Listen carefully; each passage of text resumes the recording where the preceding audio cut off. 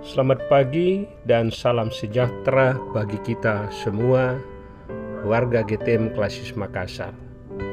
Pagi ini kita dipertemukan lewat Manna GTM Klasis Makassar. Sebelum melakukan berbagai aktivitas, kita mengawali dengan firman Tuhan yang akan menjadi pedoman.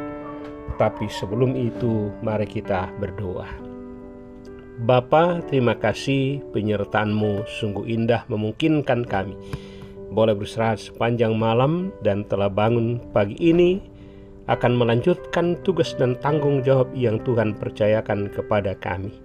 Kami mohon terang Roh Kudus untuk memampukan kami membaca dan merenungkan firman-Mu. Amin. Bacaan kita pagi ini Titus pasal 3 ayat 14.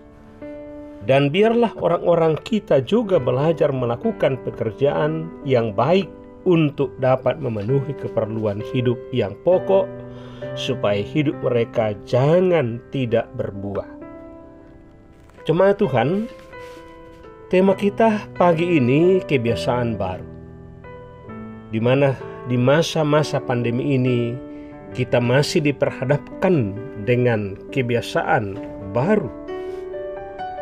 Salah satunya adalah dalam hal bagaimana kita mengupayakan kebutuhan jasmani secara baru. Karena itu, apakah iman Kristen peduli dengan hal-hal jasmani? Sangat peduli.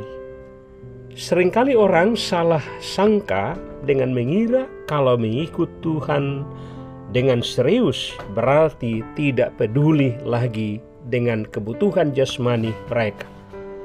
Melalui surat Paulus kepada Titus, Tuhan mengingatkan kita untuk menaruh perhatian yang benar tentang tanggung jawab kita untuk memenuhi kebutuhan pokok kita sendiri. Ayat 14 dimulai dengan kalimat, biarlah orang-orang kita belajar. Artinya orang-orang Kristen harus didorong dan diberi kesempatan untuk belajar atau berani mencoba melakukan sesuatu tanpa takut untuk gagal. Inilah inti dari belajar yang sesungguhnya. Belajar apa? Belajar untuk melakukan pekerjaan yang baik. Inilah pekerjaan yang penting bagi kita semua. Orang-orang yang kehilangan kemuliaan Allah, yang dikuasai dosa, tidak punya kesanggupan untuk melakukan pekerjaan yang baik. Mereka sudah terbiasa melakukan pekerjaan yang tidak baik. Bahkan pekerjaan tidak baik ini telah menjadi gaya hidupnya. Tetapi ketika seseorang mengalami perjumpaan dengan kebenaran dan kasih Kristus, hidup seseorang dilepaskan dari belenggu dosa dan dilahirkan kembali menjadi manusia baru. Maka mereka perlu belajar melakukan pekerjaan yang baik. Melakukan pekerjaan yang baik merupakan hasil pertobatan orang percaya yang hidupnya dipimpin Roh Kudus. Inilah gaya hidup baru orang-orang percaya. Jemaat Tuhan, secara khusus di ayat 14 yang kita pelajari hari ini, kita dibawa pada tanggung jawab untuk memenuhi kebutuhan hidup yang pokok. Ini merupakan perubahan hidup yang sangat penting dari orang-orang Kristen. Orang berdosa cenderung untuk merampas, mencuri, mengambil dari sesamanya untuk memenuhi kebutuhan hidupnya. Tetapi orang Kristen harus mulai belajar bertanggung jawab untuk memenuhi kebutuhan hidupnya dengan cara melakukan pekerjaan yang baik. Jemaat Tuhan, bila kita menjadikan melakukan pekerjaan yang baik sebagai gaya hidup, maka kita tidak hanya bisa memenuhi kebutuhan hidup kita, tetapi kita juga menghasilkan buah yang mempermuliakan Allah.